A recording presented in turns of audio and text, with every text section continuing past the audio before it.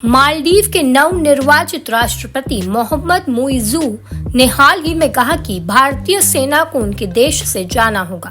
इस हफ्ते की शुरुआत में जीत के जश्न में आयोजित एक कार्यक्रम में मुइज़्ज़ू ने कहा कि मैं नागरिकों की इच्छा के खिलाफ विदेशी सेना को अपने देश में रहने देने के पक्ष में नहीं हूँ।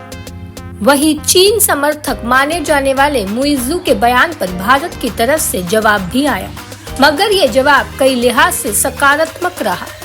भारतीय विदेश मंत्रालय ने कहा कि मालदीव की नई सरकार के साथ भारत हर मुद्दे पर बात करने के लिए उत्साहित है। विदेश मंत्रालय के प्रवक्ता अरिंदम बागची से जब मुइज़्ज़ू के भारतीय सेना के मालदीव छोड़ने वाले बयान को लेकर सवाल हुआ, तो उन्होंने कहा कि भारतीय उच्चायुक्त ने मोहम्मद मुइज़्ज़ू से मुलाकात की। इसमें आपसी सहयोग और द्विपक्षीय संबंधों पर भी बात हुई।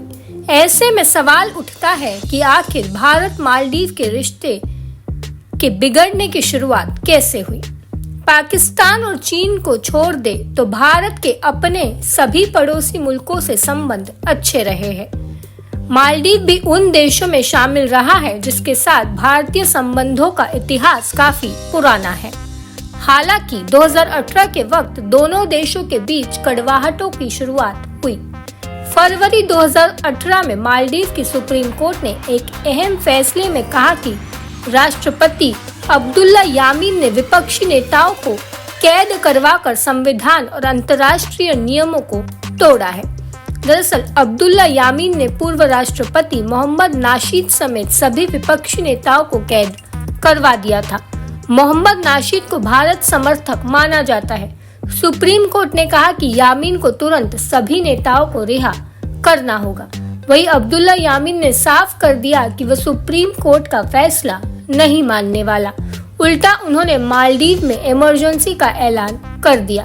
45 दिनों तक चले इस आपातकाल के विरोध में भारत खड़ा रहा।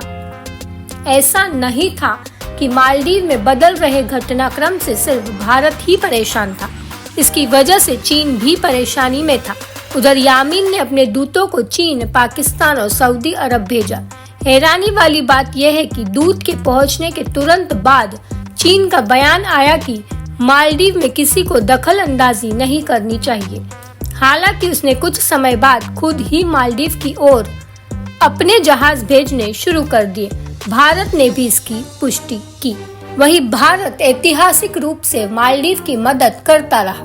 1988 में राजीव गांधी ने सेना भेजकर मौमून अब्दुल गयूम की सरकार को बचाया था।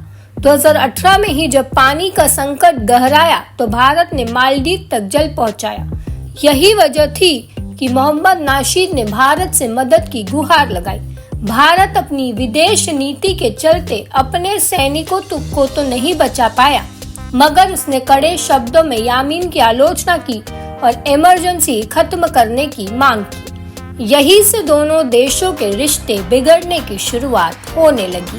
भारत के लिए चिंता की बात ये रही कि मोहम्मद मुइज़्ज़ू चीन समर्थक नेता है। चीन को मालदीव ने एक द्वीप भी लीज पर दिया हुआ है। भारत को लगता है कि अगर चीन की मौजूदगी यहाँ होती है तो उसके लिए खतरे की बात है। ऊपर से अगर भारतीय सैनिकों की मौजूदगी भी मालदीव से खत्म हो जाती है तो दोहरी चिंता की बात होगी।